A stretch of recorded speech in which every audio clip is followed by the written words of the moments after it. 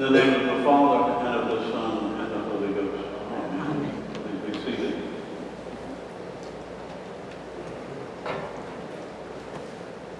The gospel lesson for today concerns the parable of the Great Supper. The interesting thing about this story is that it's basically a study in excuses. Excuses are not only interesting and sometimes entertaining, they're often just plain stupid. For example, statistics show that most flat tires occur on Mondays and Fridays. 2 days that most people really don't want to go to work. There's even a website called excuselist.com where you can actually look for excuses associated with work, school, church, whatever. Here's some interesting excuses for staying out of church. The last time I went to church, the priest told us about someone who was burned at the stake for believing in God. I don't want that to happen to me, now do I? Here's another. I don't want to go to church because my kids don't want to go and I can't find a babysitter for them. And here's a real favorite. I don't go to church, and this is my reason. If I go some of the time, it makes me want to go all the time. And since I can't go all of the time, it makes me feel guilty when I miss some of the time. So I don't go any of the time, and this keeps me from feeling guilty about wanting to go all the time. My God. Our weak excuses for not wanting to be in church, however, are impossible to justify. As a matter of fact, someone did an interesting exercise. They took the top 10 reasons that people give for not going to church and substituted the word wash instead of going to church. And this is what they came up with. 10 reasons why I never wash. I was always forced to wash as a child. People who wash are hypocrites. They think they're cleaner than others.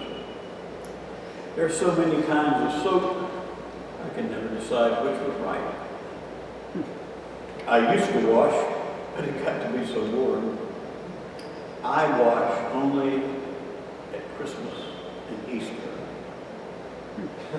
None of my friends wash. I'll start washing when I'm older. I really don't have time to wash. The bathroom isn't warm enough to wash. People who make soap are only after your money. You get the gist of this little exercise. Listen, ministers often hear these reasons for not going to church. I really don't have time to go to church. We're busy with our families, we're busy with our friends, we're busy with our work, we're busy with sports, we're busy volunteering, we're busy cleaning, we're busy cooking, we're busy with vacation, we're busy sleeping, we're just plain busy.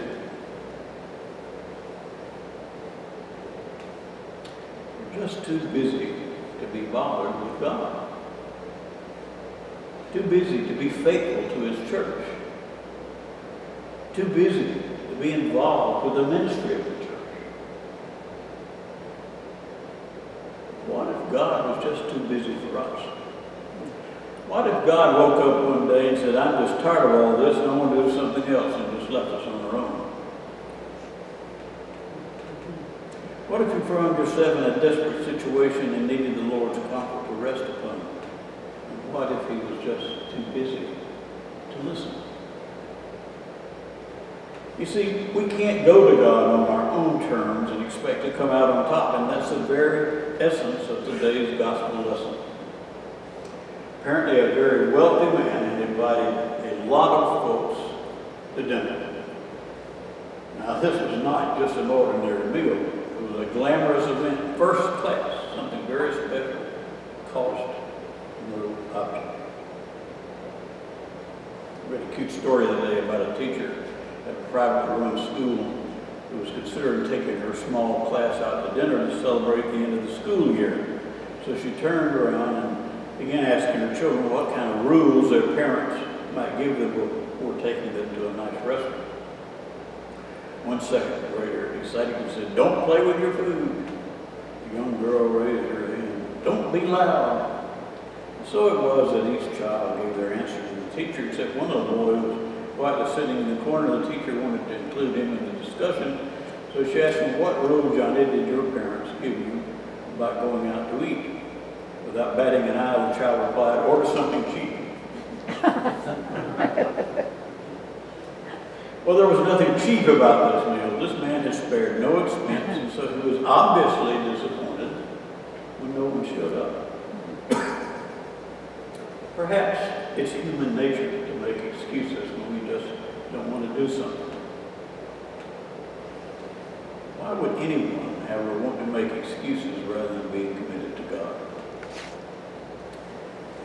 Well, here's some of my thoughts about that. Maybe we make excuses sometimes when we become preoccupied with something else. Verse 18 of today's gospel reading says, the first said, I have bought a field and I must go and see it. Please excuse me. Many of you have ever bought a piece of property sight unseen. I don't see any hands raised. Let me tell you this, a good Jew would never buy a field without first seeing it. But this excuse is that I must go and see what I bought. Now, do you suppose the land was going somewhere? I suppose it would be there tomorrow or next week or whatever. I think we can safely believe that if he went to the banquet, the land would still be there when he got back. Also, the thing is that most banquets were held at night, so I don't think he was going to see too much land in the darkness. But simply stated, it was that he bought the land and wanted to see it, but that he really was preoccupied with something else. And being preoccupied with something other than God or God's work is a problem that many people in our society have today. And it becomes a barrier between what we should do and what we want to do.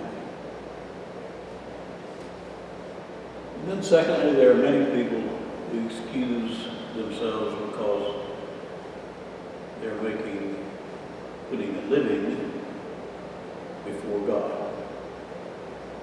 Verse 19 says, another said, I have bought 5 yoke of oxen, and I'm on my way to try them out. Please excuse me. Listen, my family and I had horses at one time. I can assure you, we never purchased a horse without riding him first to make sure it was an abundant bronco.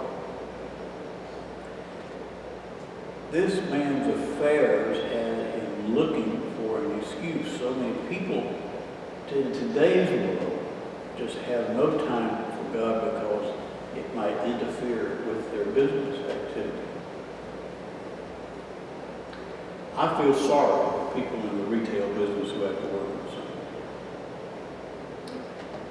I can remember growing up in the upper part of South Carolina when we had a thing called blue laws. Nothing opened up.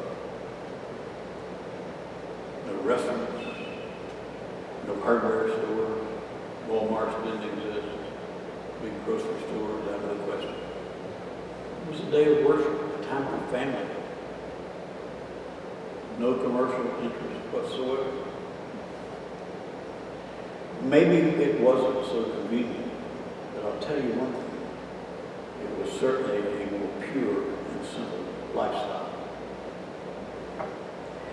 And then sometimes we make excuses because we choose to put others before God. Verse 20 said, another said, I just got married, so I cannot come. And this man knew that that had to be a good reason. After all, he doesn't even bother to say, excuse me.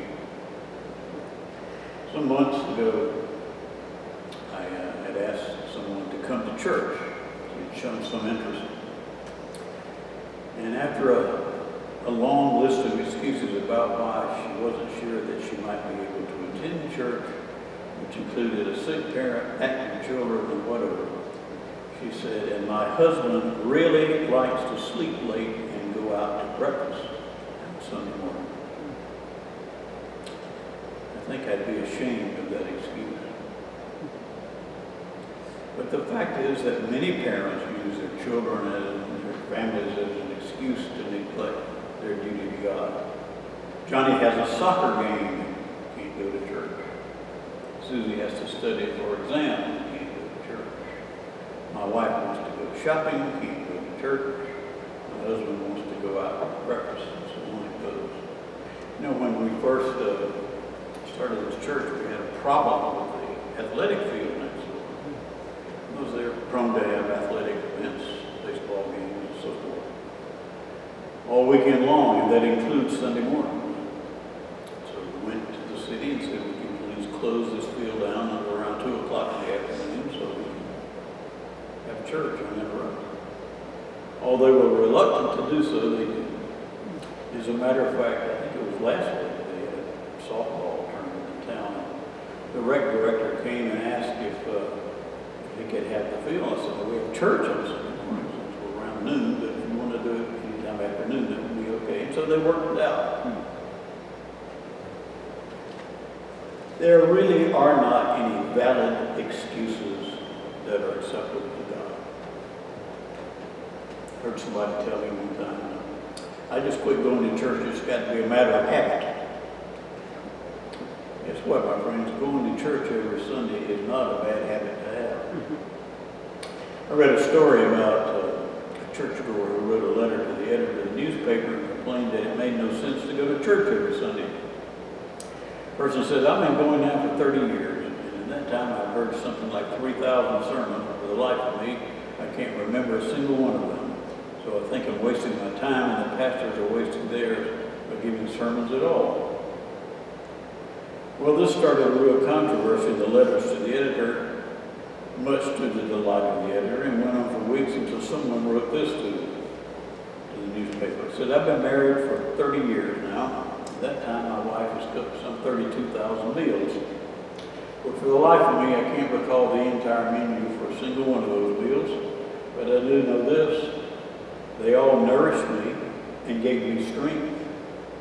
If my wife had not given me those meals, I would be physically dead today. And likewise, if I had not gone to church for nourishment, I would be spiritually dead as well. The Bible gives us some directions about going to church. In Hebrews, the 10th chapter, it says, let us consider how we may spur one another on toward love and good deeds. Let us not give up meeting together, as some are in the habit of doing, but let us encourage one another, and all the more as you see the day approaching. You see, the church is designed like a body, and it needs all of its parts to function efficiently and effectively. So in Christ, we who are many form one body, and each member belongs to the other. We all have different gifts. For me, were those passages from Romans, and yet according to the grace given us, we are to use those gifts. All of us are vital parts of the body of Christ.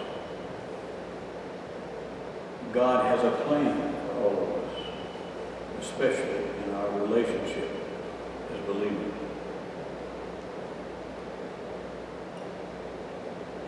As the story goes in the gospel lesson this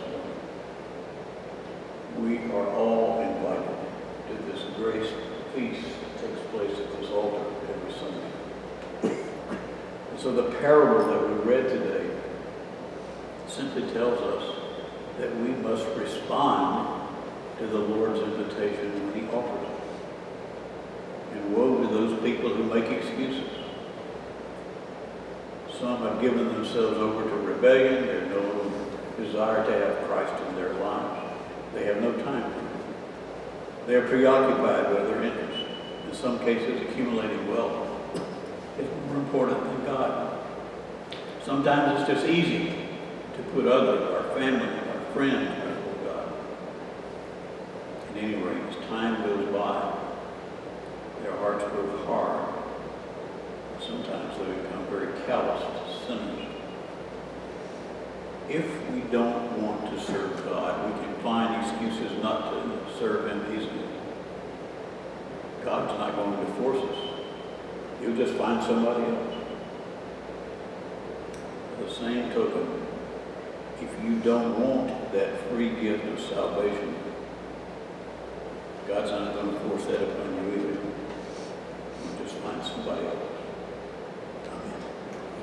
Amen. Remember the word.